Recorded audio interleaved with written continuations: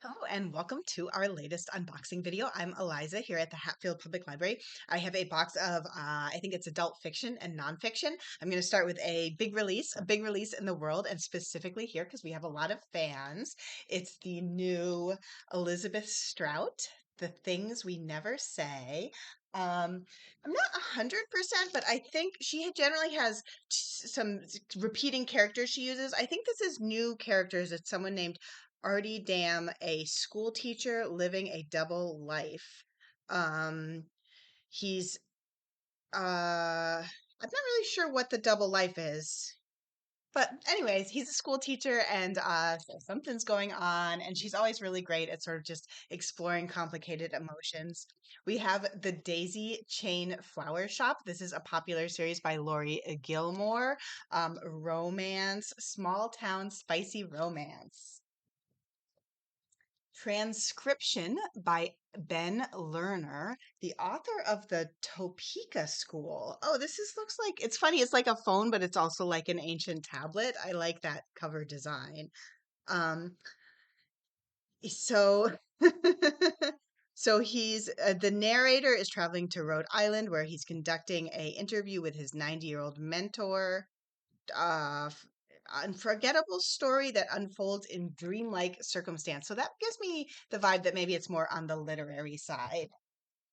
We have a new James Patterson written with Susan Patterson. I don't know what relation Susan Patterson is to James Patterson. Oh, maybe his mom?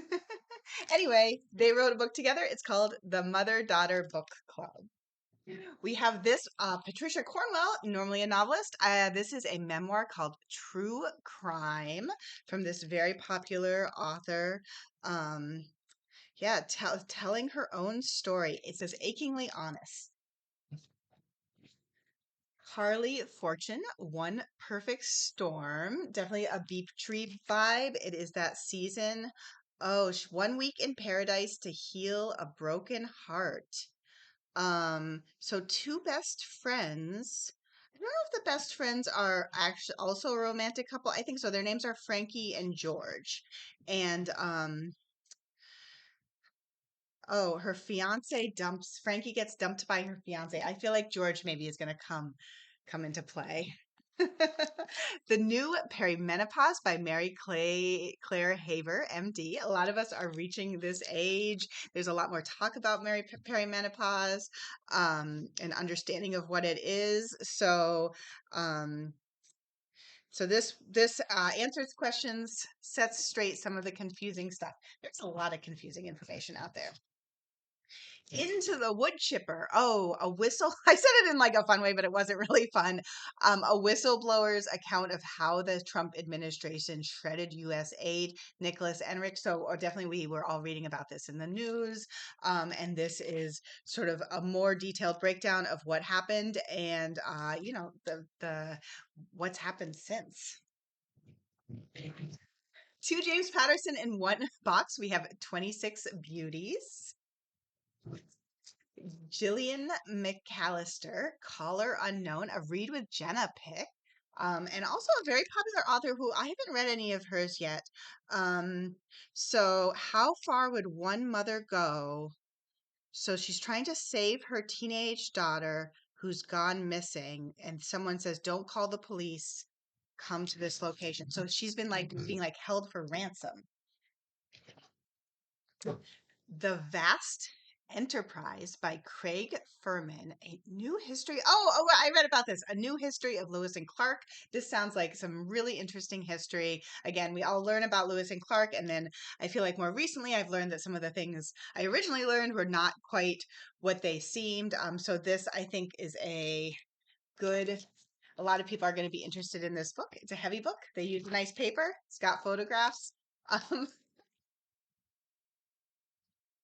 First and Forever by Lynn Painter. This is a nice lightweight paperback. Looks like it's football, I'm gonna say. Definitely getting a romance vibe. Football star and his team's diehard fan find themselves entangled in a PR stunt, but only one side knows it's fake. Oh, look, we got a paperback of Hail Mary by Andy Weir. I think our copy, I think we had a hardcover back in the day and it went missing, and now the movie's out. People want to read it. A patron who never reads science fiction came to me and told me that she really likes this book.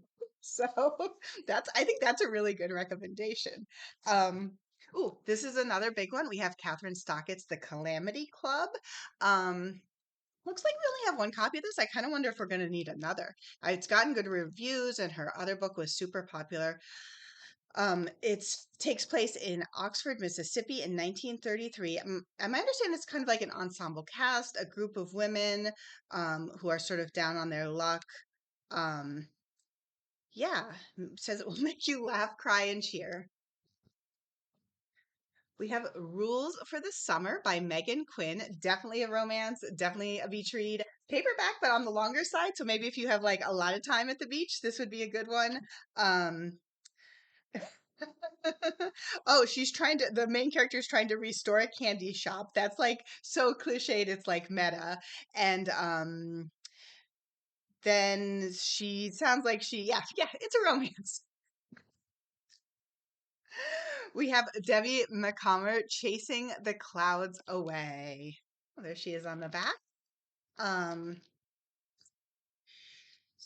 Uplifting story about an encounter between a jaded businessman and a woman who sees the best in everyone, an unlikely romance. That sounds nice. The Last Mandarin by Louise Penny and Melissa Fung. This might be our second copy of this. Here they are on the back. Um, Sweeping standalone thriller.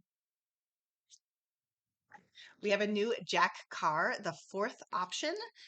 This is co-written by MP Woodward and hmm, yeah, it's FBI, CIA. It doesn't say it's part of a series. Enormous Wings by Laurie Frankel. Have I read a Laurie Frankel? So many books. I've read so many books. Um, this is at 77. Pepper Mills is too old to be a stranger in a strange land. She's in a retirement community where she was put there by her grown children, and then she finds out what she's pregnant. What's happening? How is she pregnant at 77? That's wild. I mean, fiction. So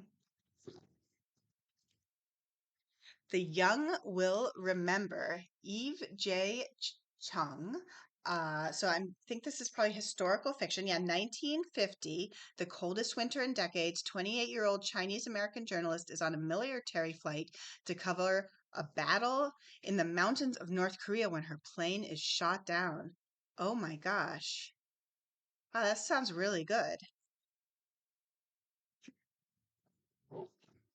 We have a new Robert P. B. Parker book co-written by with Alice. Oh, I'm sorry, just only written by Alison Gaylin because Robert B. Parker has passed away.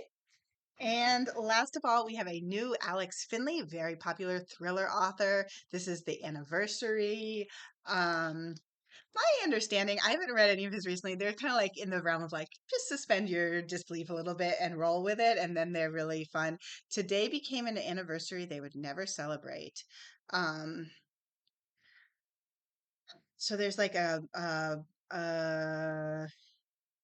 so there's like a traumatic incident when they're young, and then there's a killer who's still out there. It says twisty, high concept, and emotionally charged. Hmm. Oh, the Mayday killer kills someone in this small town every May 1st. That's very grim. Ooh, yikes. Okay, that's it. That was my box, and I will be back soon with more. Bye.